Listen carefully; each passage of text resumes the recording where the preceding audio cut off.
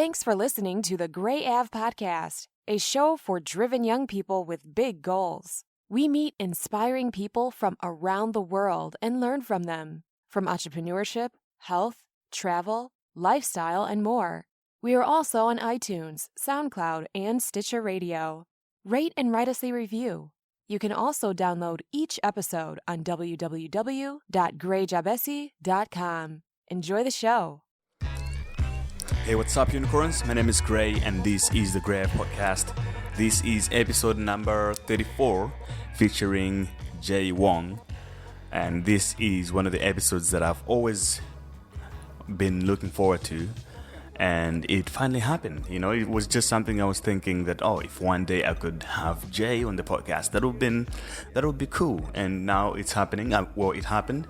And the podcast is here. I've been looking forward to meet this man, to talk to this guy for quite a long time, to learn a few things from him for myself, of course, and hopefully you learn something from him as well. Jay is one of the most interesting guys out there, one of the people that you would just want to spend some time with him, and after your conversation you definitely be fired up after talking to him, because it's very inspiring. So for those of you who are not familiar with Jay, I'm just going to give a brief description, and then he actually give a very good intro himself, so you'll be able to understand. But for now, he is the creator of the Inner Change Maker podcast, which came up as number one in the self-help podcast category on iTunes in 2015. And he has been building up a profitable online education company. He has been speaking all over the world, and he's an avid traveler. He travels a lot, and he has a very great story, a life story that is actually very inspiring, which he covers in the podcast as well. And Jay is one of the people that are actually walking the talk. He's there doing it, and you can actually have a look at his Instagram to get an idea of what I'm talking about. You'll be able to see that, Jay is always busy and active. You can follow him on Instagram, as I say, at Wong, just Jay Wong, but twice. So it's JAYWONG twice. And you'll find him on Instagram, and you can check out his website, the Inner Change Maker podcast. If you haven't checked it out yet, I'll put all the links in the description. But I promise by the end of this podcast, you will be super fired up to actually just stand up and go do whatever you were supposed to do, but maybe you're a little bit uninspired or afraid, because we covered about fear and all these kind of things. So I hope you enjoy it. And I am out. Thanks for listening. Subscribe if you haven't to this podcast. And remember to write me a review on what you think about the podcast on iTunes. And stay awesome, folks. Keep unicorning. Thank you. You know what? Today has been a really, really exciting day. We're in the midst of selling we're kind of selling a division, kind of selling a part of our marketing business.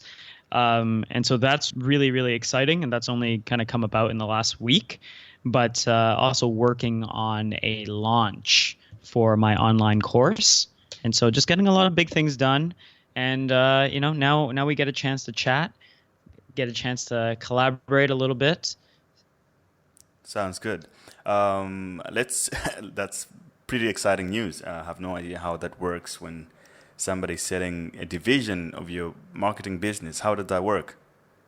Yeah, I mean, we have like a different, we have like an events business, right, where we run like community events for the city, for like internet marketing and what have you. And so it wasn't actually in full alignment with where I'm going and the way that we're growing. So I have a business partner in it. So we just put it out there, and that we're going to essentially look to sell it.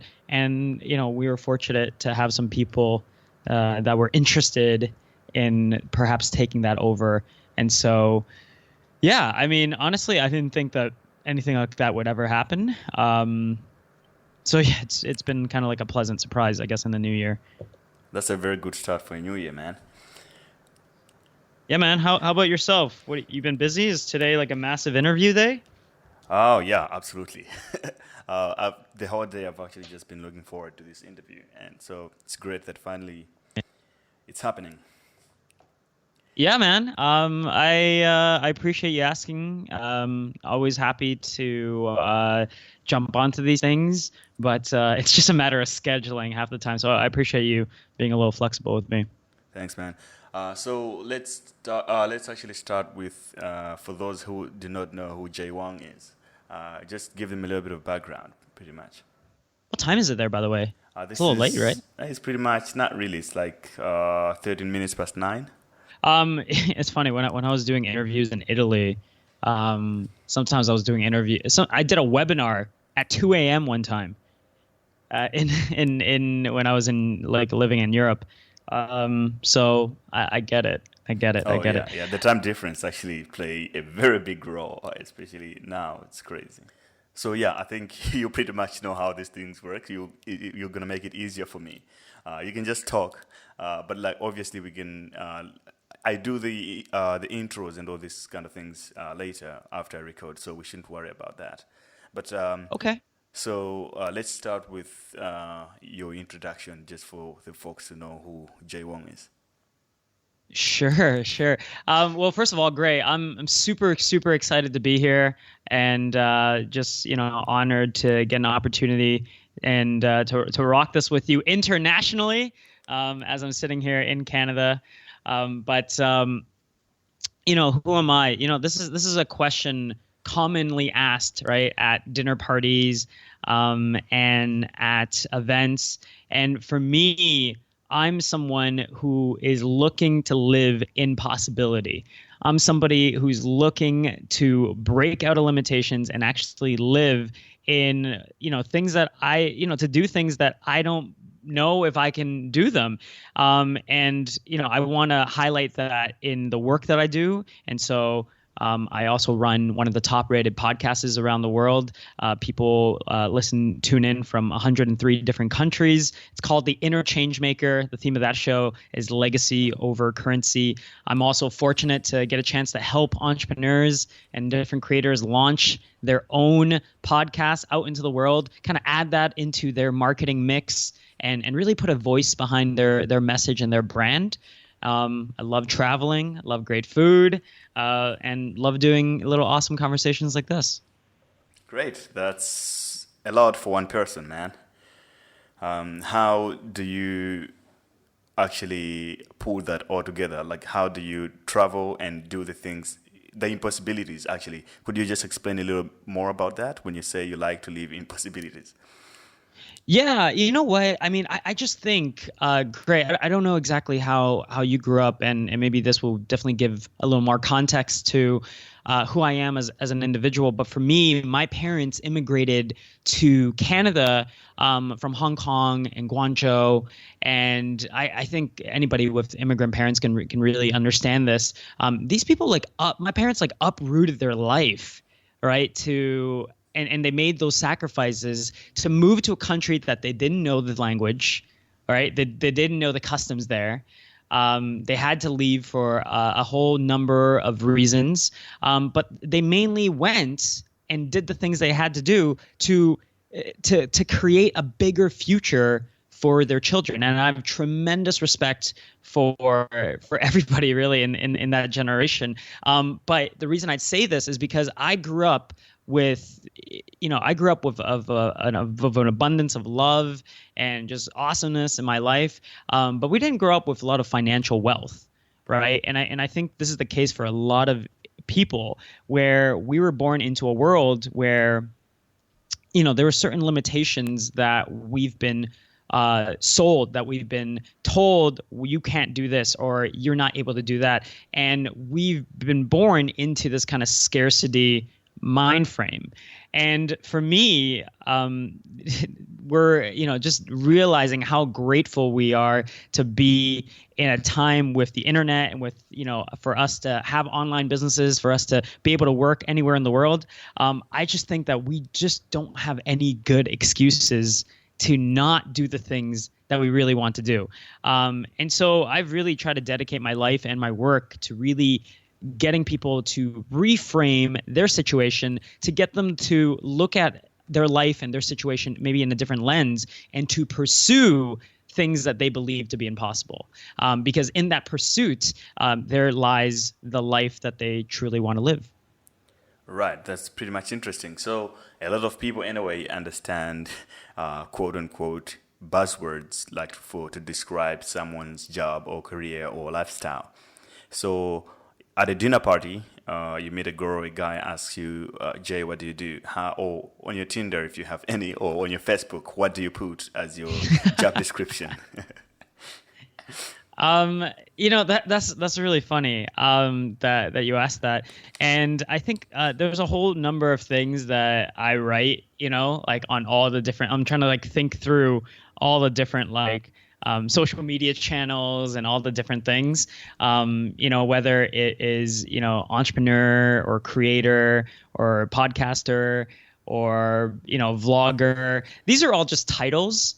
Right. I remember when someone came on my show one time, Alex Icon, the guy behind the 5-Minute Journal, he mentioned to me that, when we, thinking about labels is one thing and it's not good or bad. Right. Like it's just one level of thinking. But when you really kind of zoom out and when you're talking to massively successful people, you'll realize that at the end of it, these are just labels.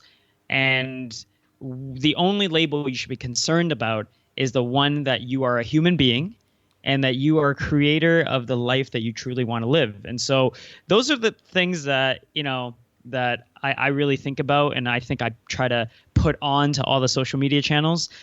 For people that I meet in person, whether it's like networking events or parties, I do have a little kind of like hack for maybe your listeners and your viewers here. And that is is a really, really quick sentence that you guys can think about. And it's really quick. So all you got to do is say, I help X, and X is the people you work with. Okay. I help X, the people you work with, to do Y. And Y is the thing that you would help them with. And so, for example, depending on what type of event I'm at, for, let's say, the online courses and podcasting, I help entrepreneurs launch top-rated podcasts. Right. That's pretty interesting. That's a very good way of thinking, because I kind of struggle with that sometimes. I do a number of things, and then when somebody asks me for a buzzword to explain, I really find it hard. So obviously I just pick up one-liner from those, just like, okay, I'm an artist, or I do a podcast, or Sure. I'm a web developer or something like that. Actually, funny enough, last night I went for drinks with my friend Rad, and these other people just came to us and we're chatting. So they're like, what do you do? So I just say something like, I'm a hairdresser by day. It was kind of funny. It just led to a whole lot of fun conversation. Anyway, so how did you ended up doing what you do now? Like, what did you think? Because usually people think objectively what they want to become or what they want to do. And your lifestyle is pretty much like a concept of what you do. What was it that were you thinking as a target to aim as a career? Gray, this is such an interesting question, because I personally think everyone spends way too much time thinking and they don't spend enough time things. And maybe some of your listeners could like resonate with this, or they understand this. But like, how many times have you met people and they have a really great idea for a business? Right. If you chat with a lot of entrepreneurs, or if you go to different networking events, everybody has ideas. Right. Yeah. Everybody has ideas. But here's the thing. Not a lot of people know how to actually move on those ideas. And not a lot of people know how to take action towards actually even testing if that idea is viable, if it's going to be profitable, if it's going to make sense, if it's something they ultimately want to do. And so I personally think a lot of people spend so much time planning, scheming, plotting, however you frame it. And I'm not saying that there's no value in some of these activities, but you can't spend time living and doing the things that you really want to do with just you thinking about those things, right? It's kind of like reading a book on riding a bike. versus actually going out and riding a bike and, maybe stumbling the first few times, maybe even falling, scraping your knees, scraping your elbows. I think that makes a world of difference. To answer your question, I spent a lot of time thinking and plotting and telling other people what I wanted to do. And the funny thing, Gray, when you tell people what you want to do, one of a few things will happen. And I remember I used to tell people these like really large, like ambitious goals, like, hey, I would one day love to speak on stage. I didn't even know what that meant, right? Like I just love to do that one day. I'd love to maybe have my own business. I'd love to maybe create videos online and create content that I care about. Love to travel the world. I'd love to learn a third language. I'd love to, take Muay Thai classes, whatever it is, right? We all have this list of things that we would really, really love to do. And sometimes, and for me, at least my experience is that by telling others about it, that was enough for me to not do anything about it. Does that make sense? It's kind of like people that buy courses or buy books. And sometimes the act of buying it, right? There's like a stat out there that 84% of books never get read, right? Wow. 90-something% of like online courses never get finished, right? And even worse, it's not because they didn't finish it. It's not, you don't even actually need to finish books, which is something that I think people have a limiting belief on, right? Who said you need to actually finish books? Books is really more of a resource, right? Same thing with online courses. It's more so, are you out there implementing any of the things that you're reading in the book that you're getting from the course, right? Because that's going to be the biggest thing to move the needle for you.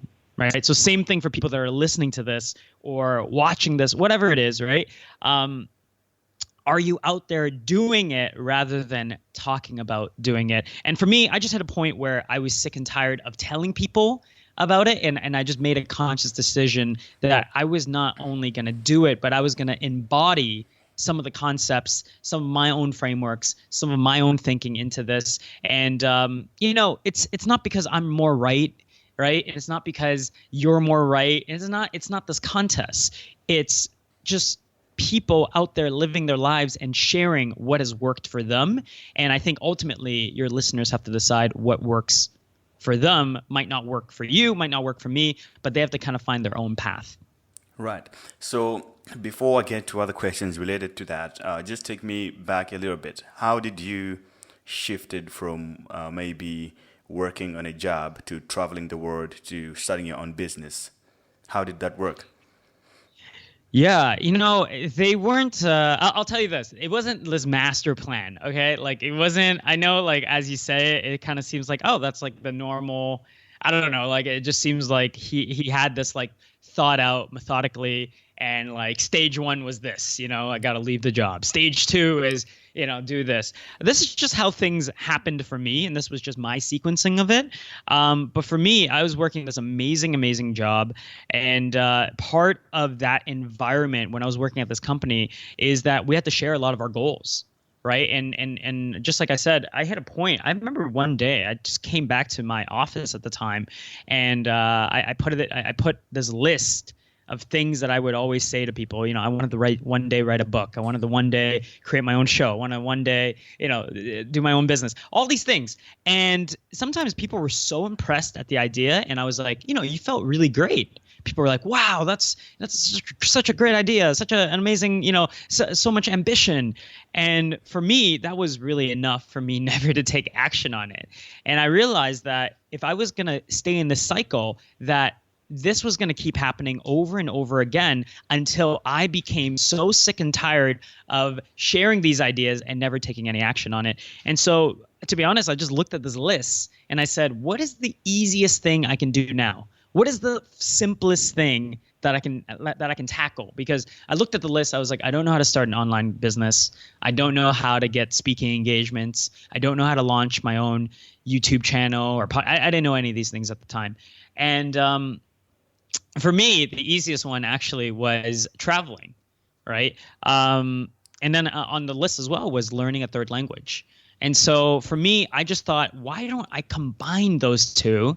It'll kind of be a little hard, but it'll be really enjoyable. I'm attacking the lists. And once I'm done with those things, maybe I'll have more clarity in terms of what I want to do next. And so, when I say things like that, when I say this story, I always say that you have to be really careful when you make decisions like this, because it's not like I just woke up one day and said, I knew that this was going to happen, right? I spent months and months planning, scheming, researching, right? What were the right schools to go to? What was the right city to live in? All these different things. And during that time, Gray, I was going through such massive anxiety because I didn't know if it was the right decision. I didn't know if I was going to go and at that time I didn't know which city I was going to live in. Ultimately, I picked Shanghai, and ultimately I picked to learn Mandarin as part of my third language. And I'm a Cantonese speaker. So, I just thought it would be, one, I actually thought learning Mandarin was relatively impossible. And so there was a limiting belief around there. But two, I just always wanted to vagabond around Asia. And that just seemed like a really, really great fit.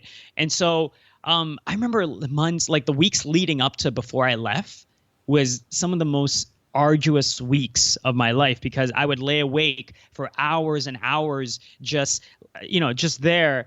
And I would just think about all the worst case scenarios. I don't know if you've ever gone through something like this where you just think, am I going to make friends? Am I going to be successful in this journey? What if no one likes me? What if I'm able to not meet anybody new? And you start, they're all kind of crazy, irrational fears. But ultimately, on that journey, I ended up getting a lot of clarity around what I wanted to do, what I ultimately wanted to pursue. And one of the exercises that I always talk about in every other interview, literally, is the exercise called morning pages. And if your viewers or your listeners want to look this up, it's a little book called The Artist's Way by Julia Cameron. And in that book, it talks about the repressed creative, right? How it doesn't matter how you label yourself, right? Lawyer, accountant, manager, it doesn't really matter what you're saying. It doesn't matter what you call yourself, but you have a creative force inside of you. And we're living in a world where a lot of us are holding back. A lot of us are repressing what is in us. A lot of us are holding back what's in our soul, the truth that we want to speak. We don't want to say it. And for me, doing the exercise of morning pages every single day, that was something that gave me a lot of clarity on what I wanted to do. And not only that, gave me a lot of ways of just being free of getting outside of fear and actually looking at my life and looking at what I wanted to build. And long story short, I mean, there's like literally a million stories from here to there. But when I came back to Canada, because I had a little more clarity, that's when I started my whole online business. That's when I started it. I had to move back in with my parents. I had to, I had very little savings left, if any. But that's kind of when I started, and I figured, it was already kind of bad enough that I had, my ego was taking a hit and everything. It kind of seemed like I just came back, it almost seemed like I wasted a year from the outside. But I knew the value of that year, and for me, I've always wanted to pursue that message, and that's when everything started for the online side. Right. So, what were you doing exactly in China? I was literally learning Mandarin, and I was traveling, and I would be focused. I remember I just needed a year. And it's not because I had plans of an exact year, but for me, I just wanted to get away from the lifestyle and the life and the friends, the networks that I built up in Toronto at that time. And it was very different. I mean, people that are listening to this and maybe they're familiar with my work or they're, however, I used to be there used to be a completely different mindset around any of the stuff that I'm talking about. I used to live in this amazing downtown loft with one of my best friends. Every weekend and every Thursday to Saturday, we're focused on going out, meeting people, drinking, partying, and everything about my life was really, really good. But that was the part that was the part that I really struggled with, is that it was never great. It was never actually that. I knew that there was a bit of a ceiling there. And so for me, I just needed a bit of time to kind of detoxify myself. I didn't know it was going to be a full year, but I'm glad that I had that time to spend in Asia, where it burnt up all my savings, but it definitely gave me that clarity that I absolutely needed. So did you actually felt that after you got back from Asia, did you actually feel that the accomplishments say, oh man, this is actually finally it. This is the feeling I've been dying for. Yeah, that's a really great question. I think for me, so I can speak Mandarin now, and by the time I was done living in Shanghai, I was very conversational. And to me, that was one of the first big paradigms that I broke for myself. Because I always thought, remember I said like learning Mandarin was gonna be something that was impossible, and when I was able to do that, that kind of started the process for me of I can do things that are impossible.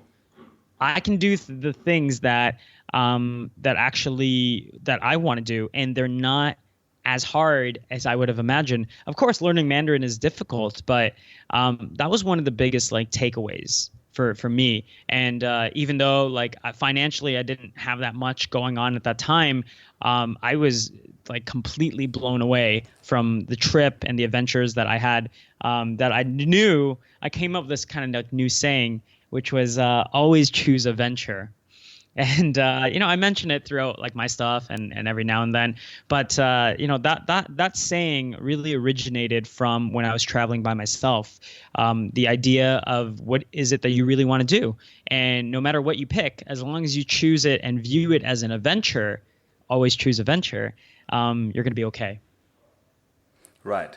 So, what are the things that sticks to your mind really? On top of your mind every day or every once in a while that you did while you was in China, adventure-wise? Stories, you mean? Yeah, stories. And also before you get to that, how did you live in China? Was it Airbnb? Did you couch surf, or were you just jumping hostels to hostels? Yeah, I mean, that. So I'll tell you this, Gray. The first day I was in Shanghai was the absolute worst day of my life. Worst day of my life. Okay, and I thought I had made a massive mistake. Massive. I got there from Southeast Asia. I spent a couple weeks in Thailand and in Southeast Asia before I actually got to Shanghai, and so I was in a tank top, flip-flops, shorts, massively underdressed for the pollution, and it was raining that week. And it was just kind of crazy. So I wasn't prepared from a weather perspective. I didn't speak Mandarin at the time, so nobody was able to help me with directions. I was lost every hour. I remember playing what I call now meal roulette. And what that means is that I didn't know the symbol for rice. I didn't know the symbol for beef or chicken or noodles. And I would literally go in restaurants, Gray, I'm not joking, and I would just point. I'm like, you know what? The first thing on the menu is usually something really safe, right? And I remember one time I I'm just okay, I just hope. I'm pretty flexible in terms of eating, so I'll be I'm pretty sure I could do it. Whatever comes out, I'm gonna be able to deal with it. And I ordered a bunch of vegetables, and I was okay, that wasn't necessarily what I wanted to order. Maybe the fourth one, and they're are you sure? And it's oh my goodness, yeah, let's roll the dice on it. And there was a couple times I couldn't even finish meals, because I had no freaking idea what the heck I was eating. And other times it was great, but it was definitely an experimentation process, and I think that was a huge part of me learning Mandarin, because I realized how handicapped you would be just with your limit. It would be a very limiting experience if you did not. right? In terms of like, my living situation, I was living in a hotel, Right. okay, that was a part of the campus. That like, like if people had to like had any like business meetings on campus or anything like that. So I picked this school with this like intensive Mandarin program. I just thought, okay, I'll enroll myself, like 4 months. I'll like see where my Mandarin's at. I'm sure I can get to like kind of like an intro level. And so I move into this like hotel. I thought it was a really good deal at the time. It turned out I was marginally scammed. But when you travel in Asia and Southeast, and like people will know this, like if people are listening to this or traveling, or like it's really hard not to get scammed. But I was paying like a crazy amount of money in rent in Toronto, and by comparison, it just seemed like a really great deal. But I walk into this hotel room, Gray, and there's 2 beds. Okay. Yeah. There's like 2 twin beds. And I go, I rented this room for like 4 months. I was like, I'd really love it if I could just have 1 bed. Like I'm one person, like I don't need 2 beds. Yeah. Right. And I looked in the bathroom real quick, and there's a shower, but underneath the shower is where the toilet is. Like if you can imagine just where the shower is, and then the toilet is just right underneath of it. I'm like, what? It doesn't really seem right. And then try to switch rooms, and they're saying it's the only room. I already paid for 4 months, and so I lived in this hotel room with this weird bathroom, these 2 twin beds, for about 4 months, and it was a really kind of like a real different, really cool experiment, a really cool experience. But man, it was really funny at the time. But literally, this was all done on my first day. And I just thought, like, I couldn't get my cell phone to work, so I couldn't communicate with anybody. I couldn't get money out of the bank because it's really difficult to actually transfer money to China. You have to kind of have a lot of cash on hand. Right.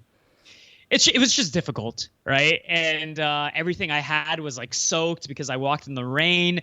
I remember, like, great, I went to sleep at, like, 7 p.m., because like that day I failed to register myself. I had failed to get a cell phone. I had failed to get a bank account. I had failed to make any friends. I had failed to communicate with anybody. I felt like I got scammed. I couldn't figure out the heater in my room, right? And so it was just freezing. And I was like, you know what? I put on my winter jacket and I said, I'm done. I've gotten my ass kicked. I don't know if I could like swear. I got my ass kicked on the podcast, or I've gotten my ass kicked by China. It's been 12 hours. I don't know if I made the right decision. I left some money on the table back home. I could, like I was thinking of ways that I could get out, Wow. And I was freaking out, and it was one of the worst days, if not the worst day of my life. And I woke up the next day, 7 a.m., slept 12 hours. I was like, oh my God, am I really still here? Like this, I still can't call anybody. Nobody knows if I'm alive or not. Like just all these like many things. And then, China has this great firewall. So you needed to get a VPN, but it's better if you had the VPN beforehand. Like all these things that I just miscalculated that, I'm not the best. I'm not known for doing the best research. It's not necessarily like what I'm all about. But, from that, I think anytime you have such a crazy experience like that, your experience only gets better. Over the following days, I met people that, some of my best like people I've ever met in my life are from Shanghai. People that have multiple backgrounds, that grew up in South Africa, that grew up in Europe, that grew up in US, that speaks 4 or 5 different languages, that has 2 or 3 different hometowns, right? And massively, massively international. And Shanghai was just that insane experience. And the best analogy I have for it was that it's kind of like if you're dating a celebrity or a supermodel. Right? Everybody, like right now, male, female, I don't care. You probably have someone you really look up to from like a celebrity standpoint, right? Maybe you really love them in movies, or maybe you really love them on Broadway. Imagine if you could date that person, okay, for like a full year. And so obviously, what are you doing during that year? Like, you don't know it's a year, but you're dating them. So what are you doing? You're taking Instagrams all the time. You're sharing your insights. You're just like sharing because you can't believe that something like this has even happened in your life, right? And that's like how I feel about Shanghai. It was like the time I was dating my favorite celebrity or like Victoria, #1 model, and I'm like, how like how do I don't even know what's happening. I just want to enjoy and document these moments, and that there's no like future. You kind of like accepted it internally, like there is no future in this, but for however long this lasts, whether it's 4 weeks, 4 months, or a couple years, no matter how long this lasts, I'm gonna enjoy this. So yeah, I don't know. I don't know if that answers your question. And that's the best date where actually look, this is gonna end, but for now let's just have fun while it's here. Yeah, I mean, after I learned Chinese, Gray, my experience was massively different as well because I started traveling by myself. I actually started going and hiking some of the highest peaks in China. I went out on the western side of China, which not a lot of people are going to because the big 4 cities are, Beijing, Shanghai, Guangzhou, Hong Kong, and then Shenzhen. But no one really goes to like the Kunming, Lijiang. No one really goes like on the west side and starts hiking there. Chengdu is an amazing city. But what I started meeting when I started understanding their language and speaking it was that there was so many stories of these amazing villagers and these different parts of China that you just never heard of, and their stories of how they ended up, starting a small business for themselves, how they ended up studying in one of the bigger cities, right? And it was just amazing to be able to have that experience. Right. So how does it feel when you look forward to something so big that's like it's going to break your bank account or your energy and time, and on that very first encounter, like your 15 hours in China or your first 24 hours, is a disaster? How do you recover from that? Or how does that change your perspective about your plans and how you expected the experience? And how quickly do you actually decide or to look into other options of actually just jumping out? How close were you to that age of saying, look, I might as well just go? Yeah, I don't think anyone's ever asked me that before. So, I mean, I think this is a superb question. Personally, so here's the thing, Gray. I genuinely believe we always know what's kind of best for us. I genuinely believe that we know what it is that we want to create in the world. I genuinely believe that we all know when it's time for us to move on and for us to do those things. For me, it was a bad day, but I mean, it's not like I was just gonna go there and quit the experience. I really wanted to open myself up, and that's part of the journey. Right. A lot of people here's the thing. A lot of people used to, I used to think this about fear. I'll give you an example. Right. A lot of my earlier on videos, a lot of my earlier on speeches was on overcoming fear. And I thought it's about getting rid of fear. Right. But it's not about getting rid of fear. It's not about getting rid of anxiety. It's not about trying not to fail. That's actually, you're missing the point if you believe those are the things. You try to do that so in turn, because you're protecting your ego. You're protecting yourself from looking bad, from rejection, from feeling like a loser, all these things, right? You're protecting yourself from the implied consequences of if you were to fail, right? But what I've learned that other successful people do, and from my podcast with multimillionaires and New York bestsellers, is that it's supposed to be knowing how to dance with the fear, how to dance with the anxiety, how to deal with the fears and rejections. That's part of the journey. That's part of you making a conscious decision to grow, to do something different, right? And the natural default of change is that when we're dealing with something that's new, we're not going to be that great at it. Right? That's all part of the process for growth. And so I think internally, I knew that it was not going to be easy. I knew that starting an online business was not going to be easy. I probably underestimated I think a lot of times we also underestimate how hard it actually is. It's hard. Doing all these things, I always say it takes a really long time to do really cool things, right? And so you got to be patient. But I think people genuinely know when it's time to stop one thing and when it's not. They kind of internally feel it. They like to ask for advice because it's a lot easier for other people to tell you and to validate your idea. But if you're especially if you're listening to a show like this, right? Intuitively what your soul and what intuition is trying to guide you to say. A lot of times we're just denying that truth. And ultimately it's for me, I just knew that it was going to be a part of my journey, and failures and growing pains. That's just part of that cycle. That's a very great answer, man. So I have a personal question here on something that actually I've been struggling with. Sure. There's a lot of talk about failure, right? But in all the things that I've been trying to do, for example, in 2016, I started a company and I closed it.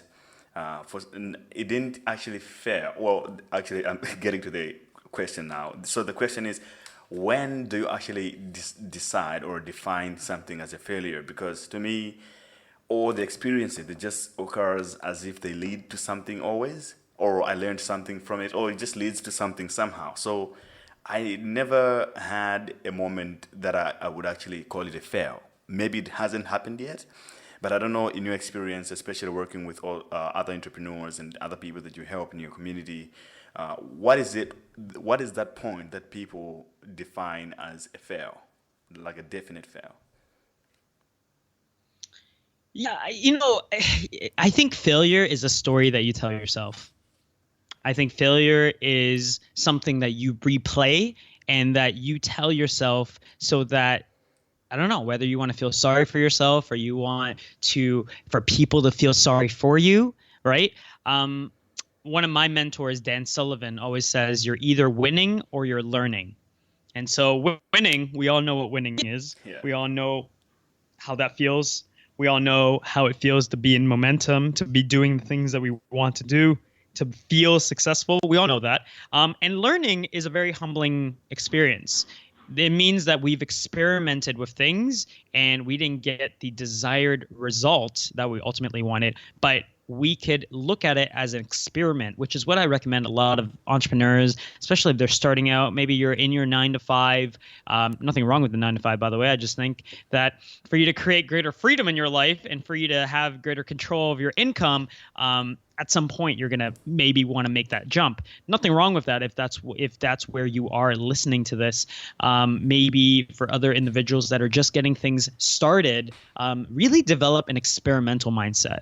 Really look at the things that you're doing and create a hypothesis, right? I'm not like a big like science geek or I never got great grades academically, but everyone knows this, right? You want to create what do you think is going to happen if you do X, right? Great. Now let's do X and see what happens. Okay. And like a scientist, look at what the results that you're getting. Look at the feedback you're getting. Look at the things that people are telling you. And there's this term in business called pivoting. You might have heard of it. Absolutely. But pivoting, yeah, I mean, it was made famous by Eric Ries. He talked about it in the book Lean Startup. And you don't have to read the book. All you have to understand is that he talks about creating an MVP, minimal viable product. So get something that is low-hanging fruit, get the basis of it, and then throw it out there, right? And what you're doing is that you're creating version 1.0 of the product. You're creating version 1.0 of the company, right? The company that you hear about on the news that recently blew up, that is evaluated at $1 billion, had this success, that company is usually not version 1.0. That version is version 10.0, 11.0. Right? It's had so many iterations that it's almost unrecognizable from the first time it started.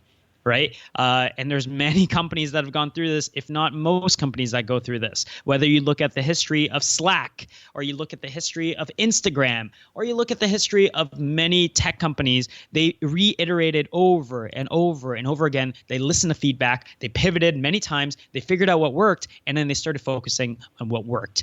And then they rebranded under things under a new name, and they're able to launch and get that success. Right? But it doesn't happen overnight. Right.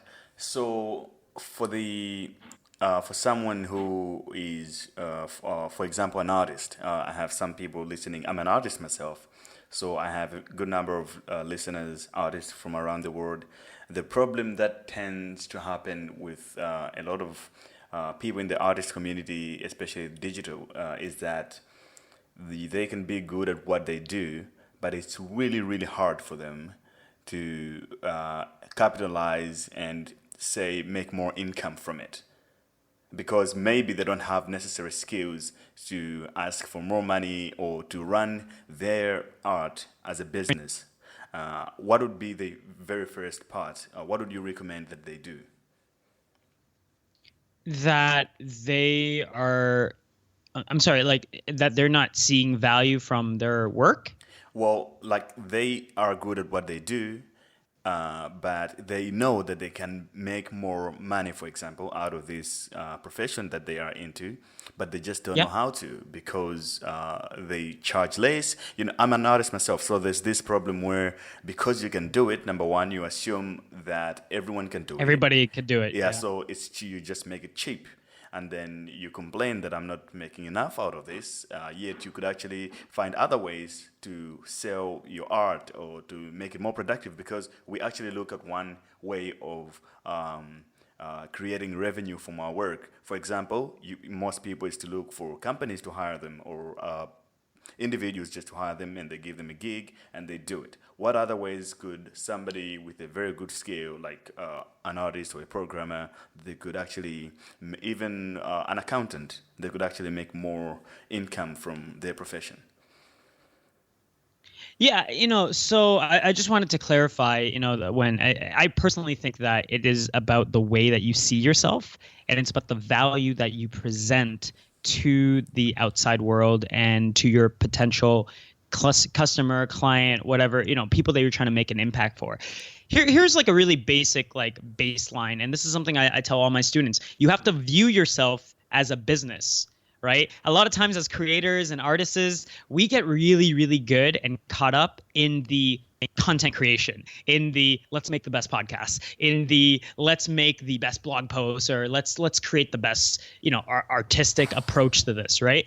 And I think that there's a lot of value in that, right? But it is in our communication of that value to others that it's lost. Right. And when I hear that people are pricing themselves relatively low, or they're not making enough revenue, or, they don't know how to make this work, it actually comes back, for me, I think it comes back to an issue that your mindset is that you're not viewing yourself as a business. You're still viewing yourself as a hobbyist, right? Nothing wrong with it. But here's the thing. People in business make money, right?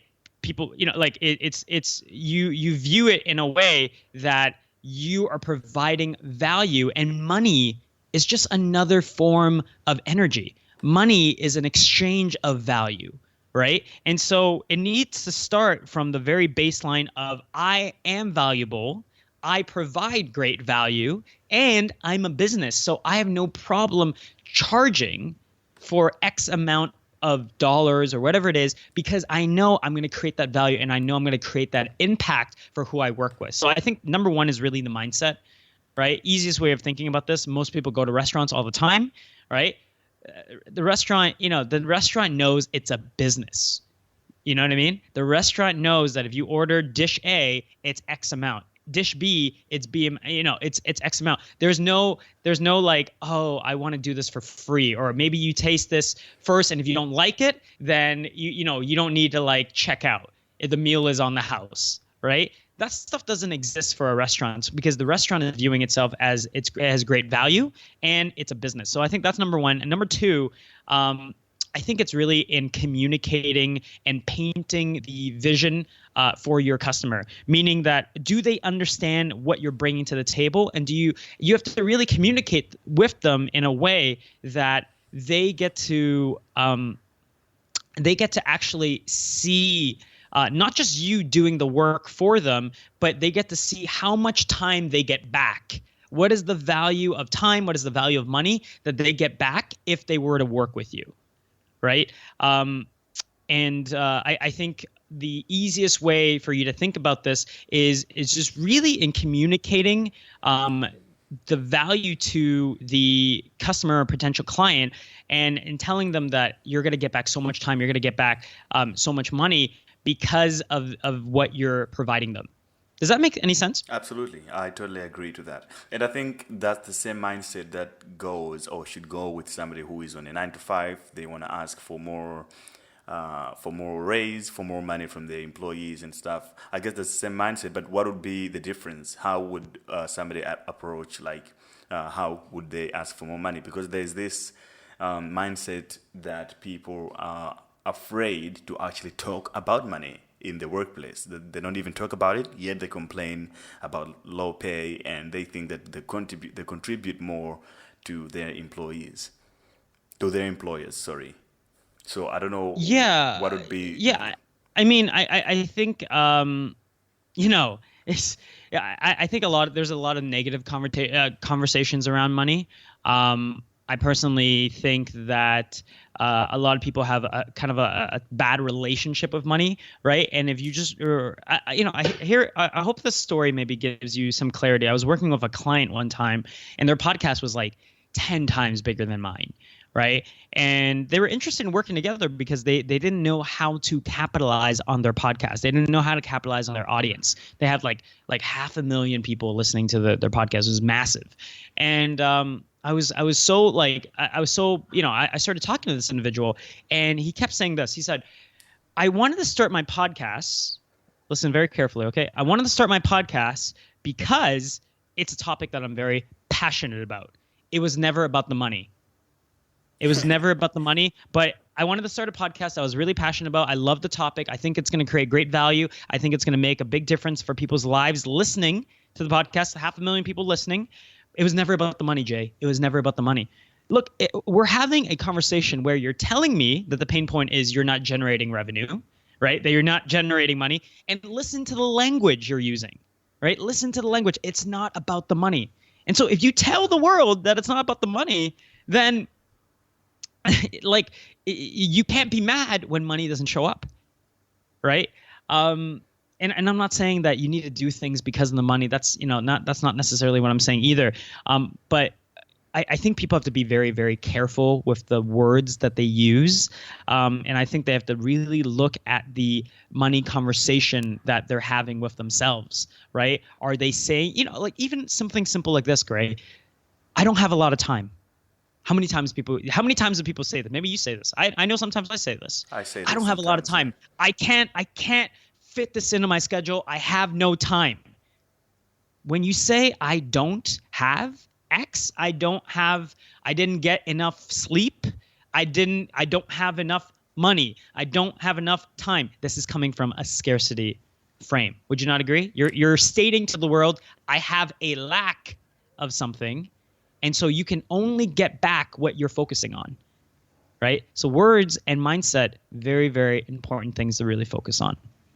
Right. So tools to creating a very positive mindset.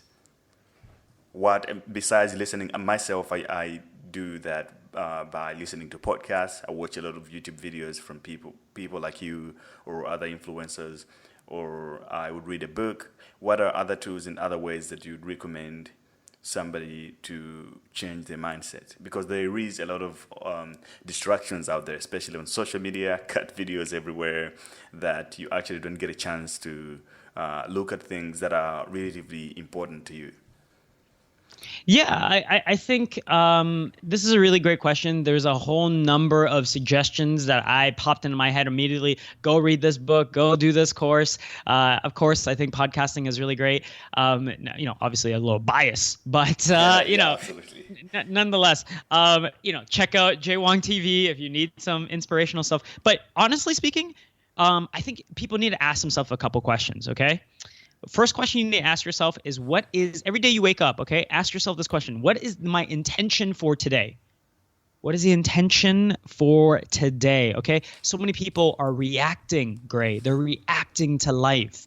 My mom called. I picked up the phone. This person wanted to chat with me for 15 minutes. I talked to them. Then I got back to email. People are emailing me their response. I feel like I need to get back. You are reacting to the day. You're not responding.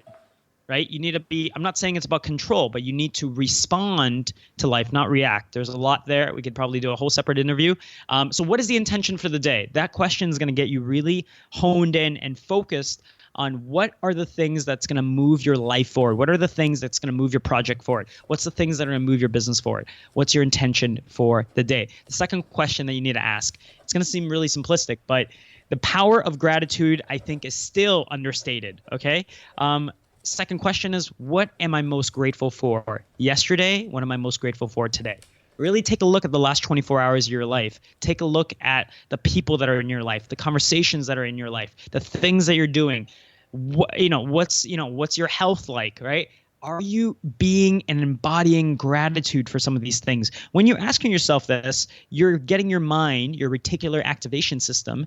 Another simple way of understanding that is just what you're focusing on. You're getting your mind to focus on the things that you want to get more of.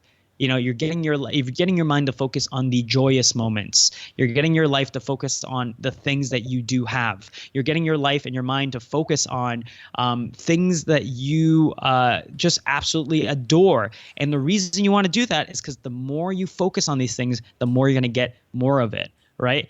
What you appreciate appreciates, right? And so you need to kind of embody that. Really take that time to ask yourself those couple questions, and I think that would really make a world of difference to some of your listeners. Right. So this is also a personal question for myself. I started my podcast in 2016, and since then, I've learned one of the biggest lessons I've learned to this day is that the people that are higher up there are quite very easier to reach, and they make themselves accessible, and they like to help other people that are actually way below their level, even though you would always assume that they are very busy. But it's really hard to work with people on the same level as you, or that actually maybe haven't been successful or really good in some ways. This is something that I've noticed. So I don't know what's the value in helping others that folks like you who are successful or doing well, and other people that you have been around with, like your mentors and stuff. Because I've had billionaires and millionaires, for example, here, or guys that are really smart or very good in some ways. It's really easier to communicate with those people, whether it's online or in real life, I find. But then it's hard to work with people that are a little bit not as successful or just on your same level as yourself. It's really, really hard, or even just to get contact with them. Like, they wouldn't respond email, or they wouldn't just be interested in communicating and working together. I don't know if this is something that you ever noticed in your in working with other people in a change maker. Gray, one line comes to mind for when I think about this. Your vibe attracts your tribe.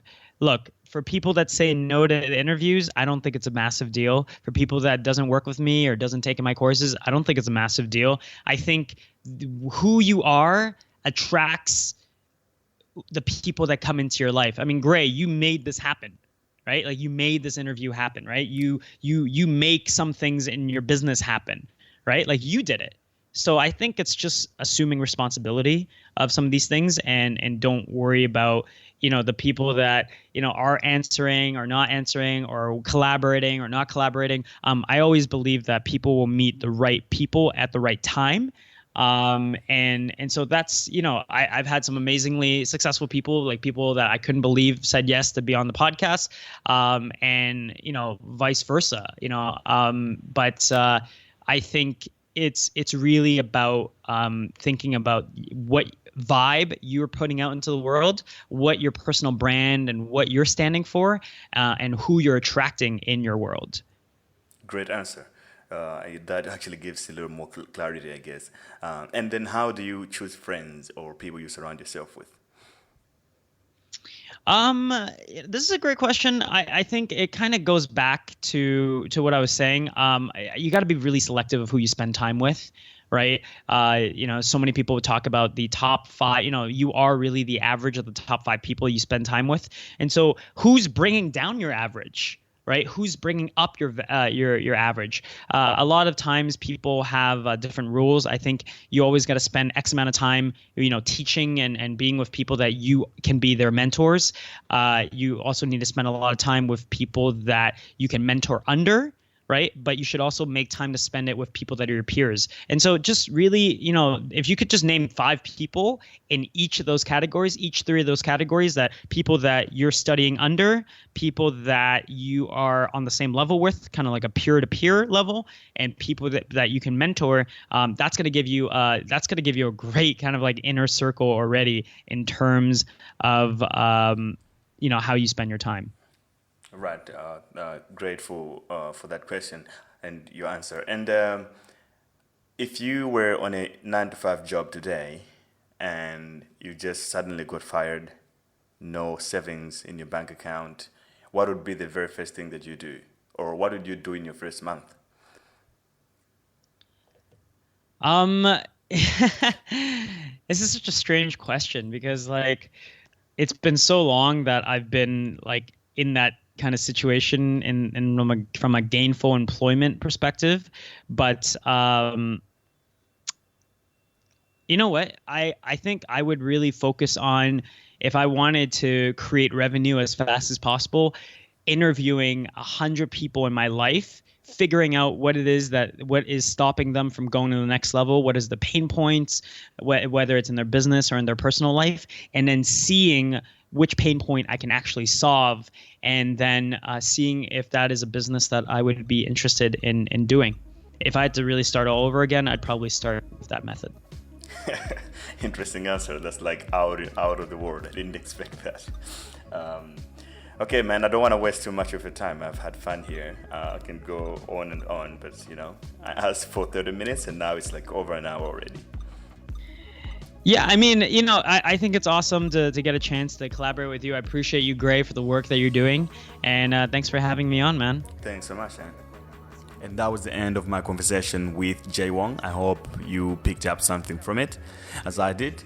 If you're a new listener to the Grey App podcast, I recommend that you subscribe so that you can get new podcasts every week directly sent to you or in your app if you're using the podcast app or iTunes. This podcast is really about self-improvement, becoming a better version of yourself through learning from other people who are actually out there doing things, or if they've done it already. Because I think that's the best way to learn. You learn from their stories and experiences, and you kind of see what works for other people, and you can formulate your own strategy to see what works for you and become a unicorn. So you can join the unicorns by subscribing. And to all my listeners out there, I say stay unicorning. Thanks for listening.